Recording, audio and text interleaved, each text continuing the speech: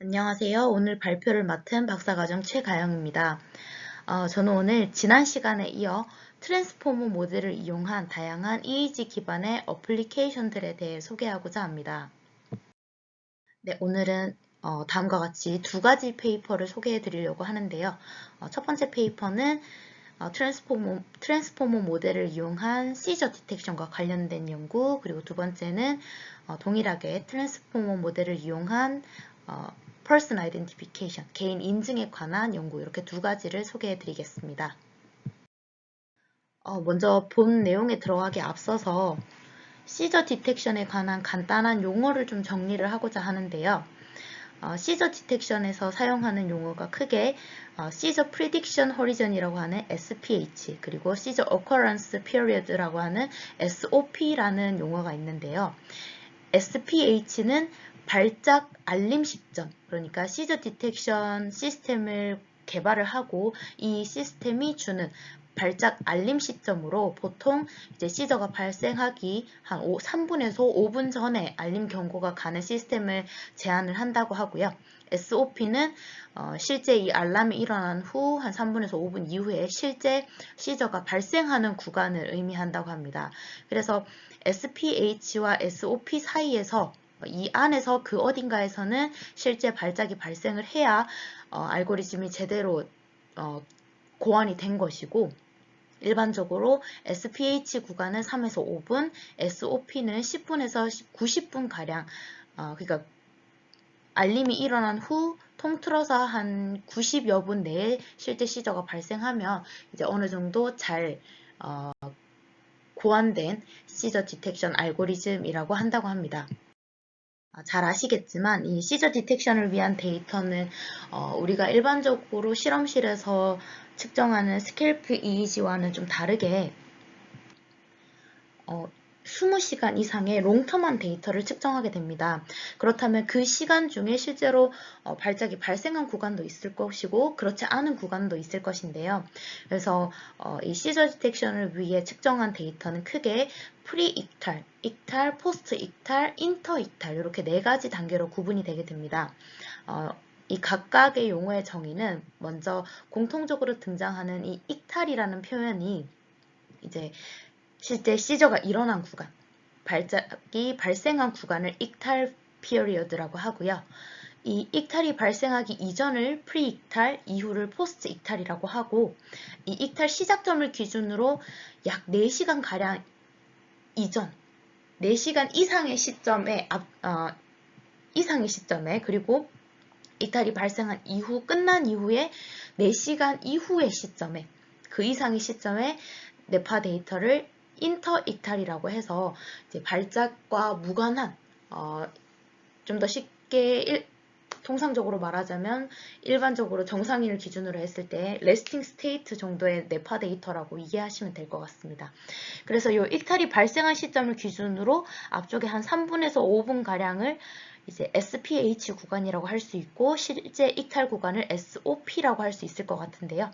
그래서 이 구간을 잘 디텍션 해주는 프리익탈 피어리드에서 잘 디텍션 해주는 것이 이 시저 디텍션 알고리즘의 핵심이라고 할 수 있습니다. 그래서 이 연구에서는 프리익탈 구간과 인터익탈, 상대적인 레스팅 구간을 바이너리 분류를 함으로써 이제 곧 발작이 일어날 구간인지 아니면 일상적인 인터익탈 구간인지를 구분하는 알고리즘을 구현하였습니다. 네, 그래서 본 연구에서 사용한 뇌파 데이터는 보스턴 어린이병원과 MIT 대학에서 측정한 데이터이고요. 총 23명의 인터랙터블 에필럽시, 난치성 뇌전증을 앓고 있는 피험자들이었습니다. 총 18개의 채널에서 데이터를 측정하였고 샘플링 레이터는 256Hz로 데이터가 취득이 되었습니다.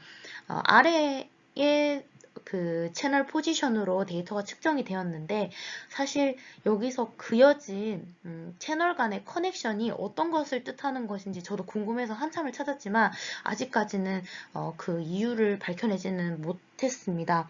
지금 보시면 페어를 이루어서 이 커넥션이 연결이 되어 있는데 어떤 것을 의미하는지는 제가 추후에 확인을 하게 되면 다시 좀 알려드릴 수 있도록 하겠습니다. 이렇게 측정된 데이터를 앞서 소개드린 바와 같이 프리-이탈과 인터-이탈 피어리어드로 나눠서 데이터를 세그멘테이션을 하고요. 이때 일반적으로 인터-이탈의 구간이 상대적으로 더 길고 데이터가 훨씬 풍부하기 때문에 이 데이터의 불균형을 어느 정도 맞춰주기 위해서 데이터 어그멘테이션을 시도를 했습니다. 그래서 슬라이딩 윈도우 테크닉을 이용해서 이제 데이터를 어그멘테이션을 해서 트라이얼 수를 최대한 균형 있게 맞춰주는 작업을 수행했고요. 쇼타임 프리의 트랜스폼을 이용해서 이제 모델의 인풋으로 활용할 특징을 추출하였습니다. 이렇게 추출한 인풋은 총 3가지의 타입으로 모델에 입력이 되게 되는데요.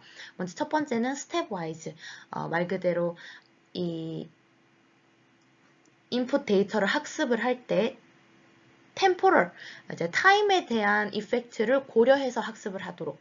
그리고 두 번째는 frequency wise, 주파수에 대한 성분을 중점적으로 학습을 하도록. 그리고 마지막으로 채널 wise, 채널에 대한 이펙트를 중점적으로 학습하도록 총 3개의 인풋으로 나누어서 학습을 하게끔 인풋 데이터를 구성하였습니다. 네, 그래서 전반적인 분석의 플로우는 다음과 같습니다.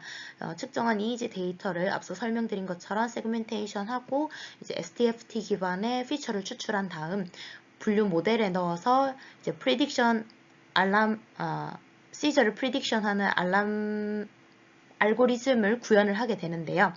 본 문헌에서 사용한 이제 클래시피케이션 모델은 GTN, Gated Transformer Neural Network를 기반으로 두고 있습니다. 이 모델을 조금 변형을 한 것인데요.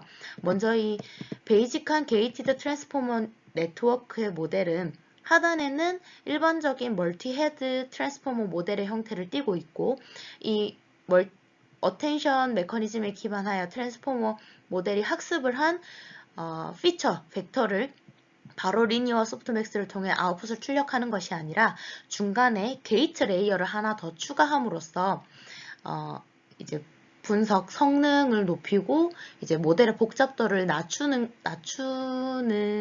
낮춤을 시도한 것인데요. 이 게이티드 레이어는 이제 게이티드 렉티파이드 뉴럴 네트워크인가요? 그 GRU 모델에서 모델의 복잡도를 낮추기 위해 도입한 레이어로 이제 출력단 쪽에 추가함으로써 이제 피처의 복잡도를 낮추는 역할을 하게 됩니다. 그래서 일반적인 GTN, 베이직한 GTN 모델은 이제 로우 시그널을 인풋으로 넣되 한쪽 헤드에서는 타임에 대해서, 한쪽 헤드에서는 스페셜한 피처에 대해서 각각을 고려한 투 멀티 헤드 구조로 이제 학습을 하는 반면에 연구에서는 기본 베이직한 GTN 모델에서 인풋단을 하나 더 추가해서 총 3개의 멀티헤드로 구성을 하게 됩니다. 이렇게 3개의 멀티헤드로 구성해서 각각의 멀티헤드의 인풋은 이제 스텝 와이즈, 타임에 대한 이펙트를 조금 더 강조한, 그리고 프리퀀시 와이즈, 주파수에 대한 성분을 조금 더 강조한, 그리고 마지막으로 채널 와이즈, 채널에 대한 성분을 조금 더 강조하게끔 각각 독립적으로 어텐션 메커니즘에 기반하여 학습하게끔 진행하게 됩니다. 이때 순서에 대한 이펙트를 고려하기 위한 장치인 포지셔닝 임베딩은 타임과 프리퀀시 인풋 헤드에만 적용을 하였다고 합니다. 네, 그래서 베이직한 GTM 모델과 본 연구에서 제안한 3 멀티헤드 기반의 프로포스드 모델의 성능을 비교했고요. 또한 추가적으로 모든 아웃풋에 대한 결과를 이제 성능으로 반영하는 방법 한 가지와 K of N 메소드를 기반으로 이제 결과를 도출했을 때의 성능 차이를 함께 비교했습니다. 이 K of N 메소드는 일반적으로 보팅 메소드와 유사하다고 생각하시면 되는데요. 총 30개의 슬라이딩 윈도우 이제 트라이얼들이 지나가면서 도출해낸 아웃풋 중에 24개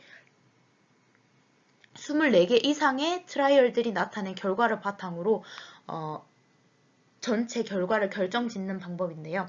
30개의 트라이얼이 지나가는 동안 24개 이상의 트라이얼이 이 구간은 인터 이탈 구간이다 라고 하면은 이 전체를 인터 이탈 구간으로 반대로 이 24개 이상의 트라이얼들이 이 구간은 프리익탈 구간이다라고 하면은 이 전체 다 프리익탈로 정의를 해서 알라밍을 줄지 말지를 결정하는 형태라고 생각하시면 됩니다. 그래서 이런 식으로 구현을 한 모델의 성능 평가는 정확도, sensitivity, specificity, precision, 그리고 F1 스코어까지 총 5개의 인덱스를 기반으로 성능 평가를 수행했습니다. 네, 그래서 결과를 살펴보시게 되면요. 맨 아래쪽이 이제 전체 피험자의 평균 결과인데요. GTN, 베이직 GTN 모델 대비 본 연구에서 제안한 모델을 사용을 했을 때 sensitivity, specificity, precision 모두 다 상대적으로 우수한 성능을 보이는 것을 확인할 수 있었습니다. 그리고 추가적으로 K of N 메소드를 적용한 것과 적용하지 않은 것의 FPR 레이트를 확인했을 때도 이 K of N 메소드를 활용했을 때 조금 더 낮은 오류율을 보임으로써 해당 알고리즘을 적용하는 것이 조금 더 안정적인 이제 시저 프레딕션 성능을 보이는 것을 알 수 있었습니다. 네, 두 번째 페이퍼는 트랜스포머 모델에 기반한 개인 인증에 관한 페이퍼입니다. 본 연구에서는 너무나도 유명한 피지오넷 데이터를 활용했고요. 총 109명의 피험자를 대상으로 눈을 뜨고 있거나 감고 있는 경우, 그리고 손을 움직이는 경우, 손 움직임을 상상하는 경우 총 4가지 클래스에 대한 데이터를 취득했습니다. 이 데이터는 총 64개의 채널을 기반으로 샘플링 레이트 160Hz에 대해 이제 취득된 EEG 데이터이고요. 이 데이터를 0.5에서 42Hz에 대해서는 밴드패스 필터링, 그리고 EOG나 EMG와 같은 아티팩트를 제거하기 위해 ICA를 적용하고 디노멀리제이션을 적용하였습니다. 네, 아래 보이시는 그림은 해당 문헌에서 제안한 트랜스포머 기반의 알고리즘 그리고 데이터를 분석하는 전반적인 플로우입니다. 해당 문헌에서는 ETST라는 모델을 제안했는데 사실 풀네임이 제공되어 있지는 않았습니다. 근데 제가 추정컨대 Easy Temporal Spatial Transformer 모델인 것 같아요. 그래서 이 모델의 구성을 한번 살펴보자면 우선 인풋으로 사용하는 데이터는 Easy Time Domain 데이터입니다. 앞서 설명한 이제 일련의 전처리 과정을 거친 시계열 데이터를 이제 TTE라는 구간 인코더 블록에 이제 넣어줘서 이 안에서 트랜스포머 인코딩을 진행하게 됩니다. TTE는 이름에서도 알 수 있듯이 그 템포럴 성분에 대한 학습을 조금 더 강조해서 학습하게끔 하는 템포럴 트랜스포머 인코더 블록이고요. 이렇게 TTE를 통과한 이제 피처 벡터가 ST, 스페셜 트랜스포머 인코더 블록으로 넘어가서 이제 스페셜 성분에 대해서 조금 더 심도 있게 학습을 하게 됩니다. 어텐션 메커니즘을 기반해서 학습을 하게 되고요. 이제 이때 포지셔닝 임베딩을 수행해 줌으로써 시간이 아니죠. 공간에 대한 학습을 함과 동시에 EEG 데이터가 가지는 시간에 따른 이펙트도 함께 학습을 진행하게 되고요.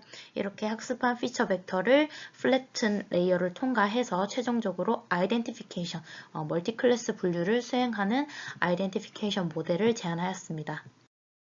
네, 그래서 대표 결과를 좀 소개해 드리자면 먼저 첫 번째 결과는 각각의 스테이트를 독립적으로 생각하고 EO에 대한 데이터만 가지고 트레이닝 테스트를 모두 한 경우 EC에 대해서 실제 손을 움직이는 태스크에 대해서 움직임을 상상하는 태스크에 대해서 각각 트레이닝과 테스트를 한 결과입니다.